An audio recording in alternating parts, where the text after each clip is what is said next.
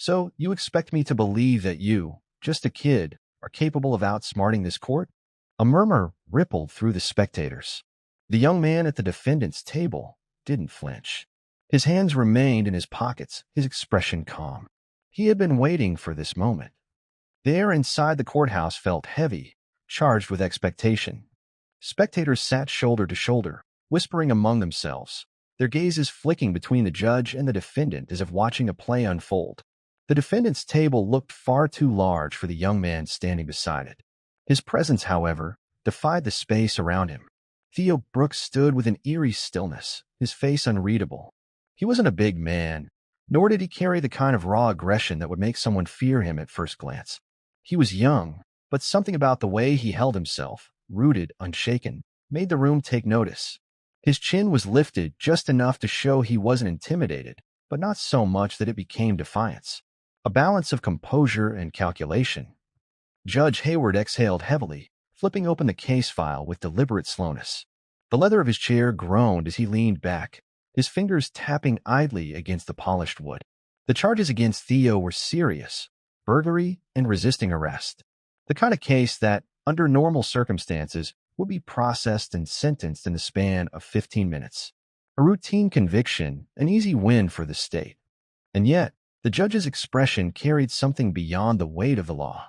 His smirk, the faint curl of his lip, spoke of something more personal. "Let's not waste time here," Hayward said, his voice laced with the dry amusement of a man who had already decided the outcome. A chuckle rippled through the courtroom, subtle but present. The bailiff allowed a smirk.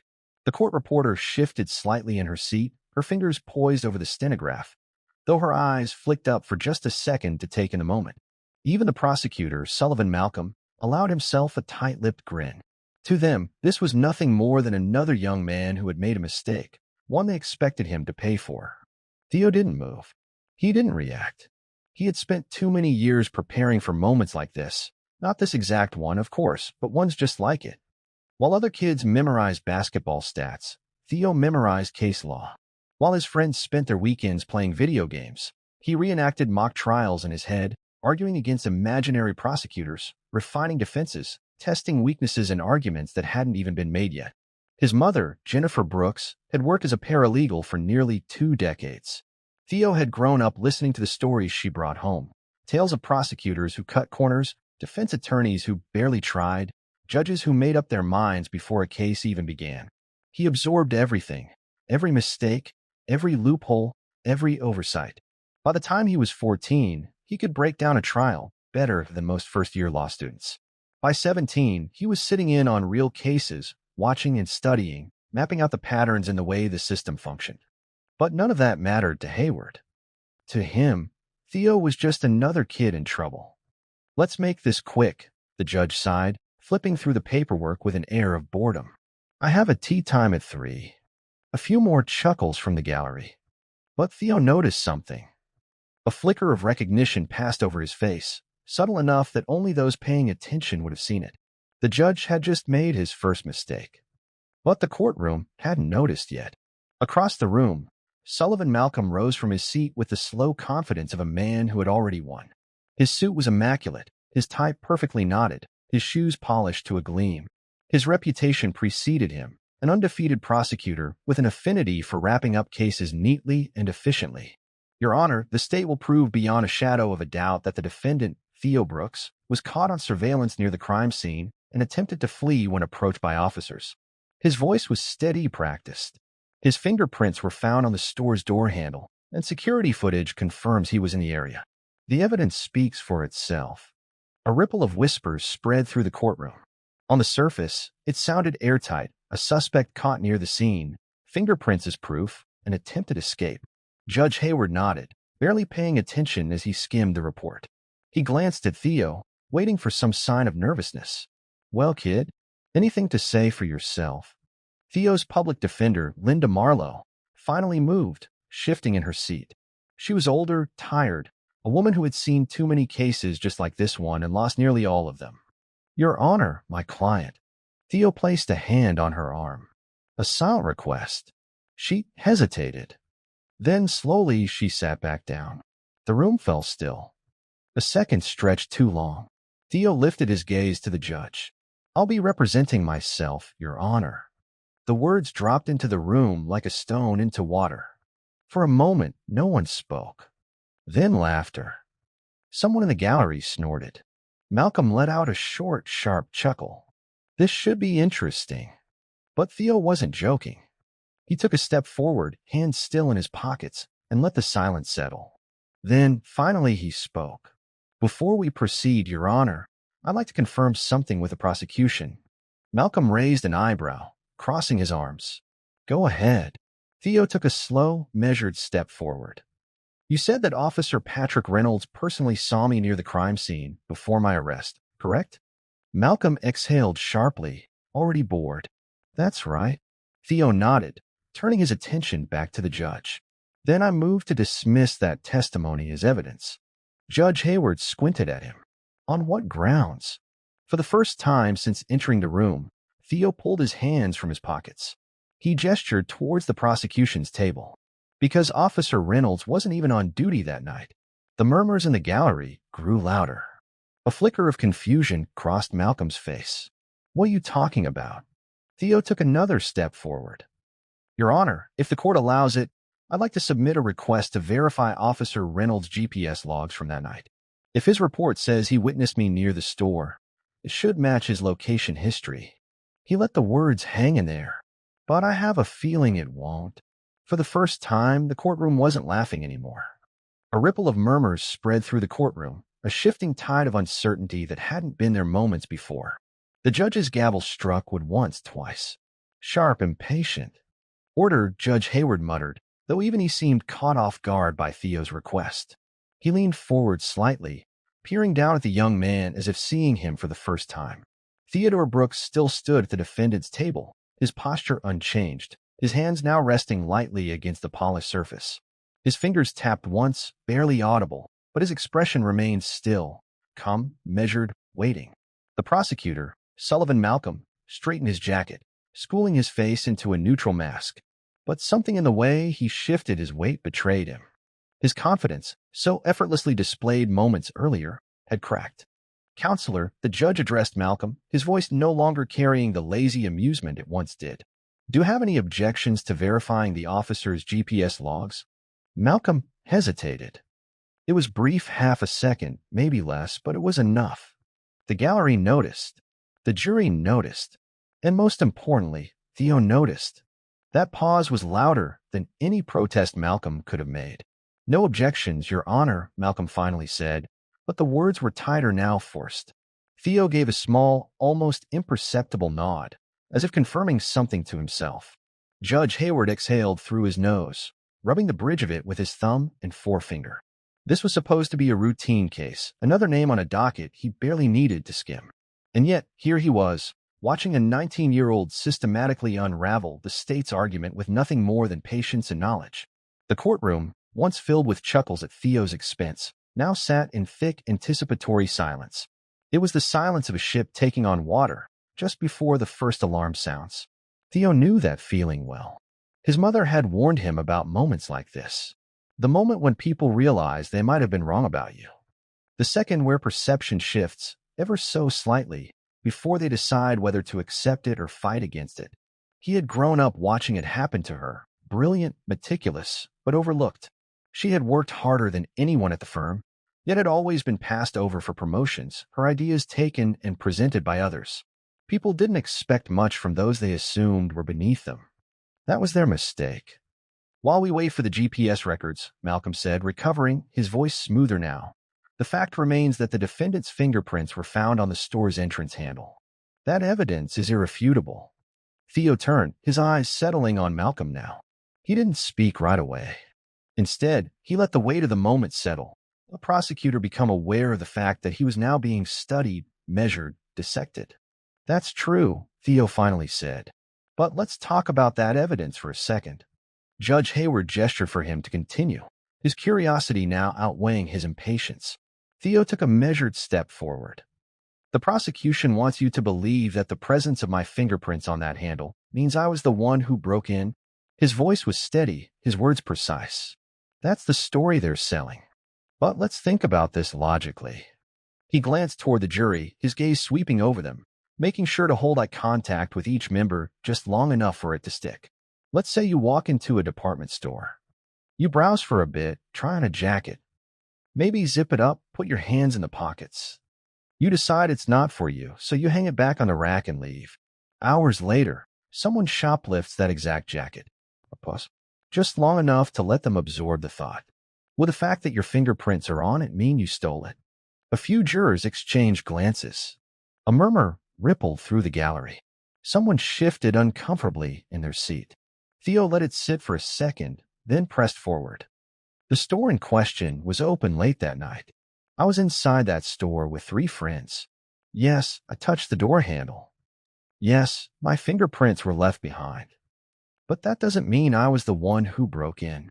He turned slightly, addressing the judge now. And while we're on the topic, he continued, let's talk about how that fingerprint analysis was conducted. Hayward raised an eyebrow. Was the forensic specialist from this case subpoenaed to testify? A beat of silence. Malcolm glanced down at his notes, the flicker of something uncertain flashing across his face. No, he admitted. Theo's lips pressed together slightly. So let me get this straight. The state is using forensic evidence to try and convict me, but they didn't think it was necessary to bring in the actual specialist who processed that evidence. Another murmur, louder this time. Malcolm's jaw tightened. Theo tilted his head slightly, as if he had just confirmed something. Interesting. Judge Hayward sighed, pinching the bridge of his nose. He was beginning to realize something. This case wasn't going to be quick. And Theo Brooks was not who he had assumed him to be. But Theo wasn't done yet, because the next thing he was about to say would change everything. The courtroom, once filled with smug glances and easy chuckles, had turned into something else entirely, a pressure chamber. Every set of eyes, from the jury to the spectators lining the back rows, was now locked on Theo Brooks. Not with ridicule, but with something closer to curiosity. Judge Hayward shifted in his chair, rubbing a thumb against his temple as if this case, one he'd expected to dismiss with a few words, was suddenly pressing down on him in ways he hadn't anticipated. Theo didn't move from where he stood, hands lightly resting on the defense table. He let the silence stretch unbroken, letting everyone in the room feel the weight of it. He had studied this technique, watched it used by some of the best attorneys. Silence was a tool as much as language was. It made people uncomfortable. It forced them to fill in the gaps with their own doubt. Malcolm cleared his throat. Your Honor, while we wait for the GPS records, we can't ignore the fact that the defendant was seen near the store just before the break-in occurred. Surveillance footage confirms this. Theo turned toward the prosecutor, his face unreadable. You mean the same footage that conveniently cuts off just before the actual break-in? The murmur that followed was louder this time. Even the jurors, who had tried to remain impassive, shifted slightly. Judge Hayward's expression darkened. He hadn't been aware of that detail. Malcolm straightened his tie, his polished confidence beginning to crack. He adjusted the papers in front of him, not looking at Theo. The footage places you near the scene, Malcolm insisted, his voice measured but thinner than before. That alone raises serious suspicion. Theo took a breath, controlled and deliberate, before speaking. Suspicion isn't proof, Mr. Malcolm. He took a slow step forward, closing the distance between himself and the jury box just enough to ensure he had their full attention. Think about what's being implied here. That simply being near a crime is enough to make you guilty of it. That walking past a store, existing in the wrong place at the wrong time, is enough to convict someone. If that's the standard we're using, then every single person on that street that night should be sitting where I am. Another beat of silence. He turned back toward the judge. Your Honor, I'd like to request that the full, unedited footage be submitted into evidence. I'd also like to know why the prosecution only presented a selectively cut version of the video. Hayward let out a long breath through his nose. Mr. Malcolm? The prosecutor's jaw tightened, his fingers gripping the edge of the table just a little too hard. Your Honor, the footage was cut for relevancy, he said. Theo didn't respond immediately. He let Malcolm's words settle into the room before delivering his next move. Relevancy, Theo repeated, his voice softer, as if testing the word.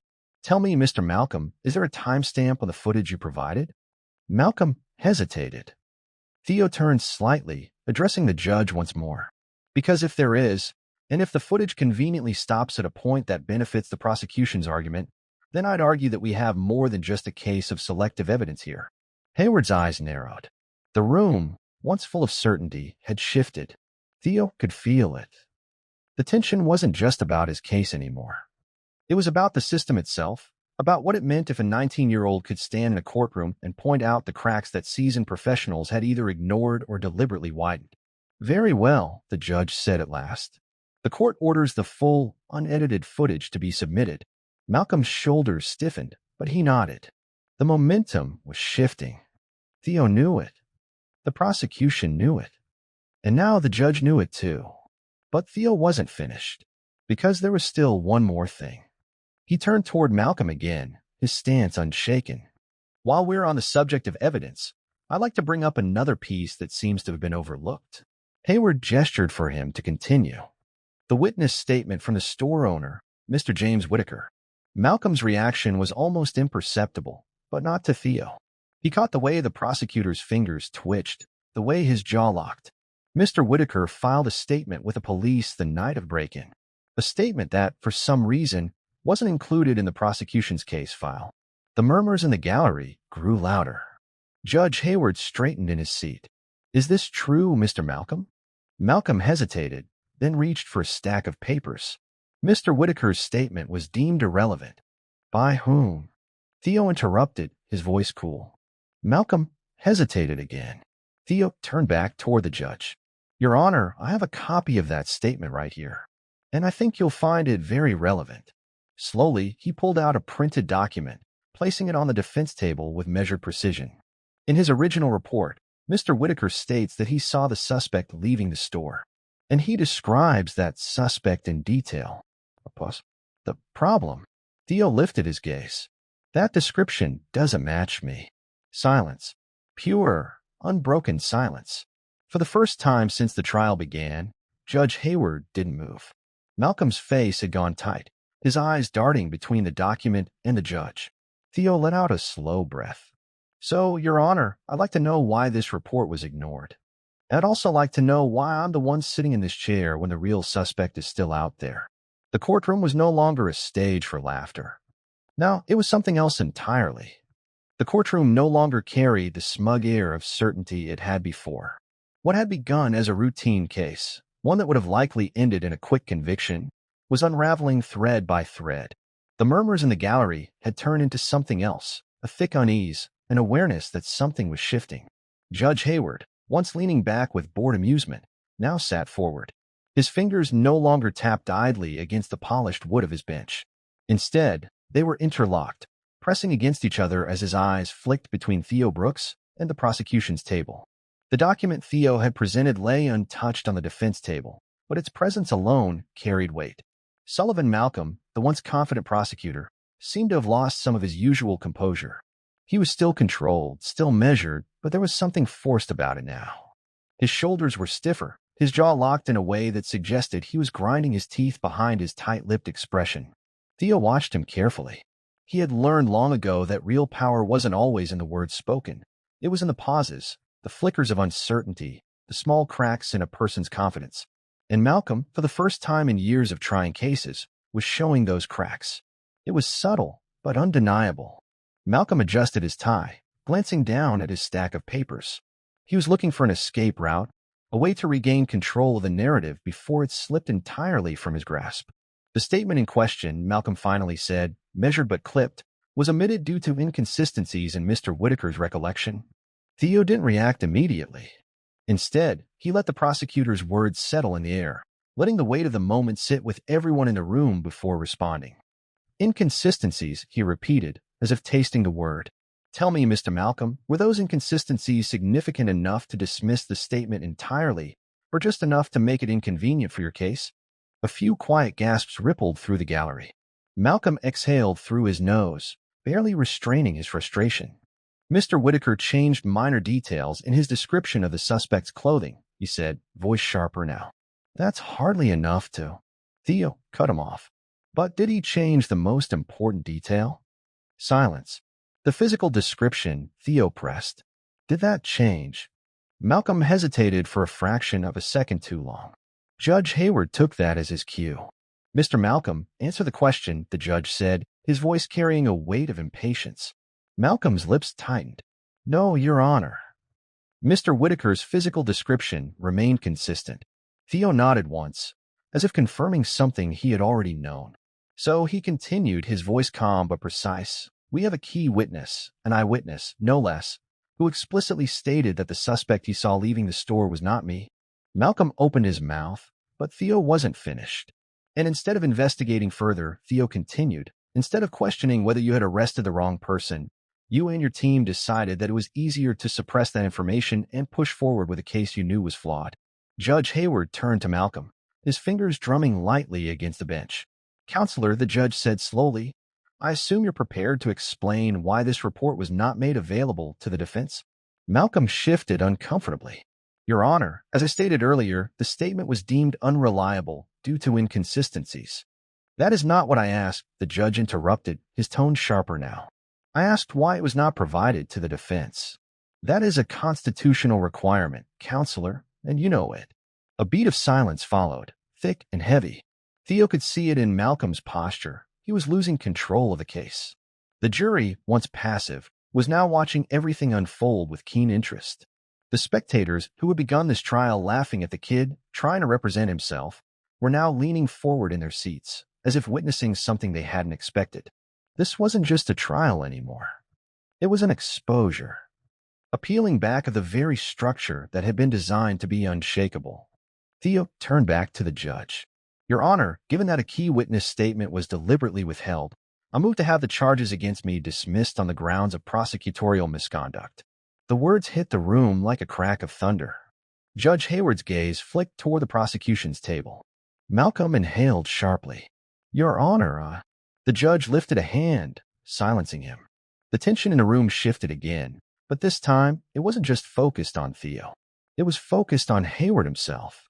He was at a crossroads now.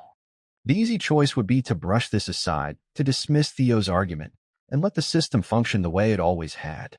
The harder choice, the riskier choice, would be to acknowledge what was happening, to admit that this case had not been built on truth but on convenience. Hayward had been a judge for years.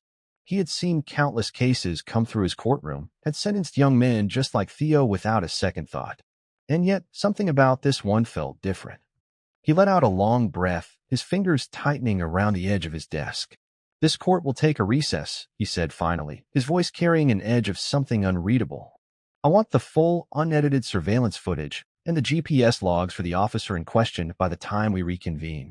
With that, he struck his gavel against the wood. The sound echoed through the room, final and unyielding. Theo remained still, but inside, he knew what had just happened. He had forced the court's hand. And for the first time since this trial had begun, he wasn't just defending himself. He was changing the game. The gavel's echo had barely faded before the courtroom erupted into murmurs. The tension, once an undercurrent, had fully surfaced, filling the space with the weight of realization. This was no longer just a trial. It was a slow, methodical unraveling of a case that was never meant to be questioned. Theo remained where he stood, his posture unchanged. He didn't smile, didn't gloat. That wasn't the game he was playing. He knew better than anyone that the worst thing a person could do when they had just rattled the system was to celebrate too early. Across the room, Malcolm leaned toward his assistant, speaking in hushed, urgent tones. His fingers moved quickly over the pages in front of him, but the careful precision that had defined him at the start of the trial was gone. There was an edge to his movements now, a telltale sign of someone scrambling to regain control. Judge Hayward, still seated at the bench, had not yet left. He was watching Theo, his expression unreadable. There was something in his eyes, though, something that hadn't been there before.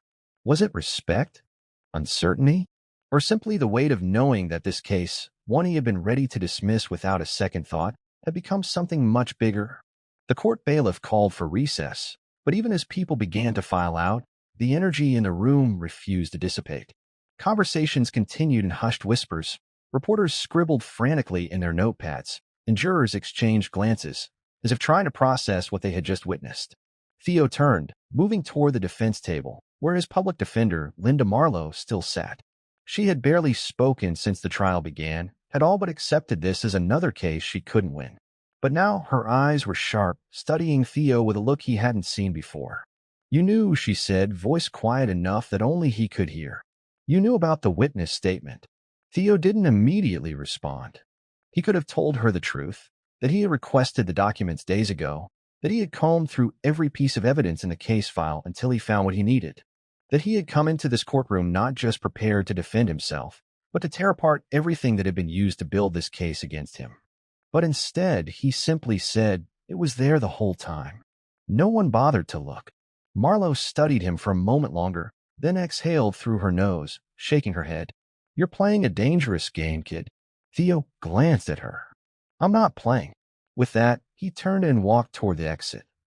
The courthouse hallway was just as chaotic as the courtroom itself. Reporters loitered near the entrance, their cameras poised, their voices hushed but eager. Theo knew they had taken notice of the shift in the trial. Knew that by the time court was back in session, headlines would already be forming. But he ignored them. Instead, he leaned against the cold marble wall, closing his eyes for just a moment. His mind was still sharp, running through every possible scenario, every move the prosecution might attempt when they returned. He had anticipated Malcolm's arguments, had studied every trick in the book. But there was still one thing he didn't know, what Judge Hayward would do. Theo had spent years watching the justice system work. He had seen judges dismiss evidence, ignore inconsistencies, allow flimsy cases to stand simply because it was easier than questioning them. He had come into this courtroom expecting the same. But now Hayward was hesitating. That meant something. When the recess ended, the courtroom was still humming with tension. The judge took his seat, clearing his throat before addressing the room. "The court has reviewed the submitted evidence, including the unedited surveillance footage and the GPS records of the arresting officer," Hayward said, his voice steady but firm. "After careful consideration, I find that the prosecution has failed to present a case that meets the standard of proof required for conviction." A murmur rippled through the crowd. Theo remained still. Hayward looked toward Malcolm. "Counselor, do you have any further evidence to submit?" Malcolm's lips pressed into a thin line. He was cornered, and he knew it. "No, Your Honor." Hayward exhaled through his nose. Then, turning to Theo, he said, "Mr. Brooks, in light of this new evidence, the court has no choice but to dismiss the charges against you." The words settled over the room like a wave crashing onto the shore. Theo let them sink in. He had won. But the moment wasn't about victory. It wasn't about proving he was smarter than the prosecution or outmaneuvering the judge. It was about something much bigger than himself. Hayward studied him for a long moment, then leaned forward slightly. "You should consider law school," he said, his voice quieter than before. Theo didn't answer. He just turned and walked out of the courtroom, past the reporters, past the onlookers. Outside, the air was thick with voices. Cameras flashed. Microphones were shoved forward, but Theo kept moving. At the bottom of the courthouse steps, his mother was waiting. Jennifer Brooks, arms crossed, expression unreadable. For a moment, neither of them spoke. Then, finally, she let out a breath. "You scared me, half to death." Theo exhaled, running a hand over the back of his neck. "Had to take a risk." Jennifer stared at him for another second before shaking her head. Then, without warning, she pulled him into a tight embrace. Theo let himself breathe. This wasn't the last courtroom he would stand in. And next time, he wouldn't be the one on trial. Theo stood at the bottom of the courthouse steps, feeling the weight of everything that had just transpired pressing against his chest. The voices of reporters echoed in the air, their rapid-fire questions slicing through the humid afternoon like arrows aimed straight at him. Cameras flashed, their lenses reflecting the intensity of the moment. But Theo didn't stop. He kept his pace steady, ignoring the microphone shoved in his direction, the insistent demands for a comment. This wasn't about spectacle. It never had been. His mother walked beside him, her expression a mixture of relief and quiet intensity. Jennifer Brooks had always been a woman of sharp instincts, someone who could read between the lines better than most. And right now she was doing just that, watching her son with a kind of careful scrutiny only a mother could provide. Theo knew she had 1,000 questions. Knew she wanted to ask him if he had planned all of this from the start, if he had truly believed he could win, or if he had been bluffing his way through the trial with nothing but sheer confidence. But she didn't say any of those things. Instead, she simply walked with him, step for step, as they left the courthouse behind. They reached her car, a faded blue sedan that had seen better days. She unlocked the door with a press of her key fob, but Theo didn't get in right away. He stood there, his fingers resting against the cool metal of the handle, his mind still turning over every detail of the trial. It wasn't over.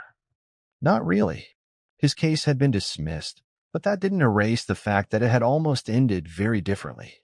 It didn't erase the fact that, if he hadn't fought back, if he hadn't known exactly where to look, he would have been just another name in a system that had already decided his fate before he ever stepped foot in that courtroom. And that thought, that reality, stayed with him. Jennifer opened her door, but didn't get in. Instead, she turned, leaning against the car and folding her arms across her chest. "You're thinking too much," she said finally. Theo let out a slow breath. "I can't help it." His mother tilted her head slightly. "What's going through your mind?" Theo hesitated. He could have told her the simple answer, that he was just replaying everything, that he was trying to process the fact that it was over.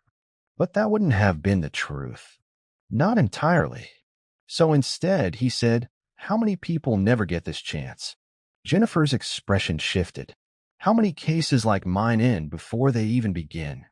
Theo continued, his voice quieter now. "How many people don't have the time, or the resources, or the knowledge to fight back?" Jennifer didn't answer right away. She didn't need to. They both knew the reality of the world they lived in. She had spent years watching it happen firsthand, had seen cases disappear under piles of paperwork, seen lives derailed because no one cared enough to ask the right questions. Theo exhaled, shaking his head. "I can't just let this go." His mother studied him for a long moment, then nodded slowly. "I didn't think you would." Theo glanced at her. "You're not going to try to talk me out of it?" Jennifer let out a dry chuckle. "Would it work?" Theo huffed out a quiet laugh. "Probably not." She shook her head, then reached out, resting a hand on his shoulder. "I just want you to be careful. You stepped on some powerful toes in there today. People don't like having their mistakes pointed out." Theo knew that was true. He also knew that for the first time, Judge Hayward had looked at him differently. Not just as a defendant, not just as another case to clear from his docket, but as something else entirely. The system had blinked. And now that he had seen the cracks in it firsthand, he couldn't just walk away. The ride home was quiet. Jennifer drove with both hands on the wheel, her posture as upright as ever, but every so often she would glance toward him, as if making sure he was still there. Theo stared out the window, watching the city blur past in streaks of neon signs and traffic lights.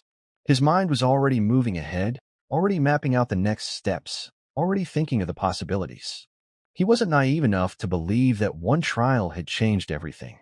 But it had changed something. And sometimes that was all it took. The ride home was quiet, but it wasn't the kind of silence that felt empty. It was full, dense with unspoken thoughts, a space where the weight of the past few days settled like dust in the air. The city outside passed by in flickering neon signs and hazy streetlights, but Theo barely saw any of it. His mind was still in that courtroom, still tracing over every word that had been said, every move that had been made. The victory should have felt more like relief. But all he could think about was how close it had been, how easily things could have gone the other way. Jennifer drove with both hands on the wheel, her fingers tapping against it in an absent rhythm. She wasn't looking at him, but he knew her well enough to know she was watching him anyway. He could feel it in the way she kept glancing toward him at red lights, the way her lips pressed together like she was weighing what to say. She finally broke the silence. "You should sleep." Theo allowed a breath through his nose. "Can't." Jennifer didn't press him. She just nodded, like she had expected that answer. They pulled into the small apartment complex they had called home for years. The lot was mostly empty, save for a few aging sedans and a single pickup truck with a rusting bumper. Jennifer parked in her usual spot, cutting the engine. Neither of them moved right away. Theo finally opened his door, stepping out into the cool night air. It smelled like pavement still holding the last traces of sun, of distant takeout from the restaurant across the street. The world kept moving, oblivious to everything that had just happened in that courtroom. Jennifer followed him up the stairs to their unit, unlocking the door with a flick of her wrist. The living room was the same as it had always been, small, neat, full of the quiet warmth of a space that had been lived in. Stacks of case files sat on the dining table, right where his mother had left them, the kind of never-ending work that she had carried with her for as long as Theo could remember. She tossed her keys onto the counter. "You hungry?" Theo shook his head. He should have been. He hadn't eaten all day. But there was too much in his head, too many thoughts tangled together, too much adrenaline still humming beneath his skin. Jennifer gave him a long look before nodding, like she had expected that answer too.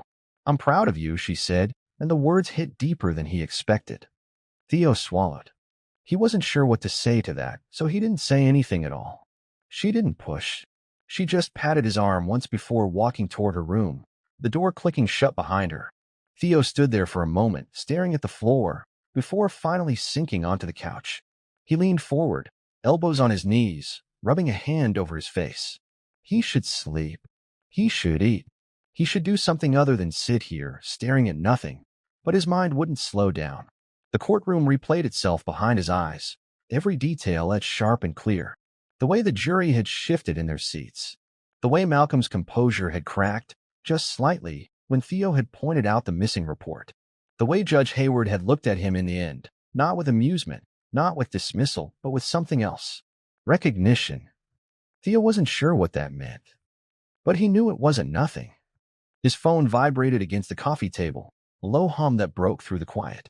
He frowned, reaching for it. A number he didn't recognize. He hesitated before answering. A voice crackled through the speaker, steady, deliberate. "Mr. Brooks." Theo sat up straighter. "Who is this?" Brief pause. Then, someone who was in the courtroom today. Theo's fingers tightened around the phone. He glanced toward his mother's closed door, as if she might somehow hear the conversation through the walls. The voice continued. "You made an impression." Theo exhaled slowly, keeping his voice neutral. "I'm guessing that's not a coincidence." Another pause. Then quieter. "Not many people know how to see the cracks in the system. Fewer know how to use them." Theo didn't answer. He didn't know what to say. The voice on the other end of the line let the silence stretch before speaking again. "If you're interested in doing something with that knowledge, call me back." Click. The line went dead. Theo stared at the screen, the number still displayed before it blinked out. He sat there for a long time, the words still hanging in the air. And for the first time since the trial ended, he felt something close to certainty. This wasn't over. Not by a long shot. Theo sat motionless, staring at the dark screen of his phone. The weight of the voice on the other end of the line pressed against his chest, heavier than any moment in that courtroom had been. The words repeated in his mind, deliberate and undeniable. "You made an impression." It wasn't just the fact that someone had been watching. He had known that, expected it even. But this? A direct call, a veiled invitation, a door cracking open to something bigger than himself? That was something else entirely. His fingers curled around the edges of the phone, the heat of it against his palm grounding him. He wasn't naive enough to believe that this was just a casual conversation. Whoever had called him, whoever had seen what happened in that courtroom, they weren't reaching out for no reason. He leaned back against the couch, exhaling slowly through his nose. The air in the apartment felt thicker now, charged with a tension that hadn't been there before. He ran over the facts in his head, methodically, the way he had been trained to think since he was young. Whoever it was had access to his number. That alone was significant. His contact information wasn't exactly public. They had been in the courtroom, but not as a casual observer. There had been too much certainty in their tone, too much familiarity with what he had done. And most importantly, they weren't offering congratulations. They were offering something else. Theo tapped his phone against his knee, considering his options. He could ignore it. Pretend the call never happened. Move on, just as his mother would want him to. She had made it clear he had already risked enough. But then he thought about that courtroom. The way Malcolm had hesitated. The way Hayward had looked at him in the end, like he had just been forced to acknowledge something he had spent years ignoring. Theo had won, but it had been too close. And next time, it might not be him sitting at that defense table. He reached for the remote, flicking on the television, needing something, anything, to break the silence in his head. The screen flashed to life, the local news playing on a low hum. Today, in a surprising turn of events, all charges were dropped against 19-year-old Theo Brooks, who represented himself in court against seasoned prosecutor Sullivan Malcolm.